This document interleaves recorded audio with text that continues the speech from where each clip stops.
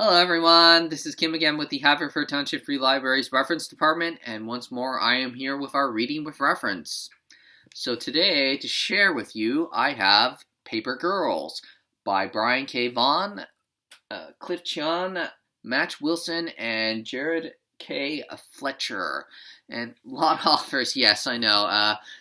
But considering the story, the complex story, and the artwork to go with it, if you read through the series, it makes sense why there's so many people collaborating on this series, short as it was, only 30 issues long. But in any case, yeah, the story. Hence the title. It follows four young paper girls, no older than 12, who, in a place called Stony Streams, Cleveland, Ohio, just a fictional town, of course, where on a routine paper route they come across a group of strangers, or come into conflict with them, rather, where at first they think maybe they're foreigners, as they're dressed strangely, speaking a language they can't make heads or tails of, or perhaps that they're spies, as it's 1988, when the United States is still in its Cold War with the Soviet Union. But they eventually found out these strangers are actually time travelers, for lack of better words, and, well, they've seen enough movies, read enough comic books even, to know that getting involved with time travelers, cool as it is, not a good idea. So they try and drag themselves out of this conflict with them, but then they get dragged into a war between the time travelers.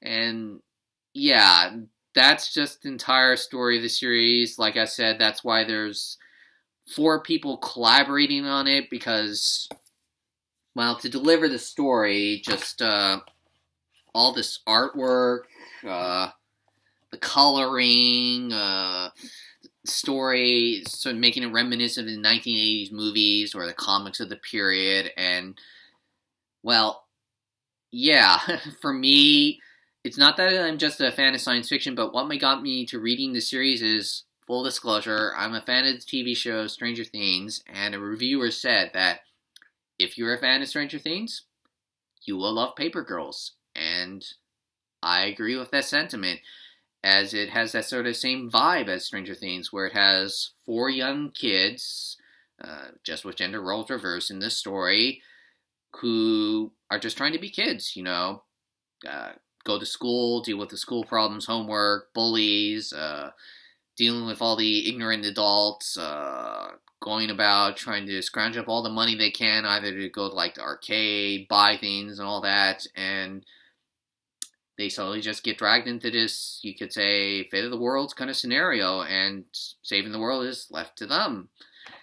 And yeah, if you just really love Stranger Things, then you really will, like that reviewer said, love Paper Girls. I certainly did, but not just because it was, after I read it, not just because it has that sort of same vibe as Stranger Things, but also because, as according to an interview the author did, he wanted to do something unique and different. He had been with Marvel Comics for some years before, but they had always told him to do it in a certain manner. Draw the characters this way, make them this way, and do the story like that. And with Paper Girls, he said he just wanted to do a story about youth. Kids, the trials and tribulations of growing up. And, well, again, full disclosure, I grew up in the 1980s and 90s, so these characters are kids I can relate with. I went through the same things they went through growing up, either being a new kid in a school, or dealing with the bullying, or the homework, and, scrounging up all the money you can to buy the same things they bought. I mean, one of the characters is obsessed with in Paper Girls is the fact that she used up all her money from the paper routes and allowances to buy $50 walkie-talkies. And I remember walkie-talkies when I was growing up. I played with them too because, well, they were the cell phones of the time. And yeah, it was a trip down memory lane for me reading the series. And also getting that science fiction aspect, time travelers, a war between them, thinking Doctor Who's the Time War and all that. But yeah, pretty much, yeah, just as that one reviewer said, if you really love or like Stranger Things, you will like Paper Girls.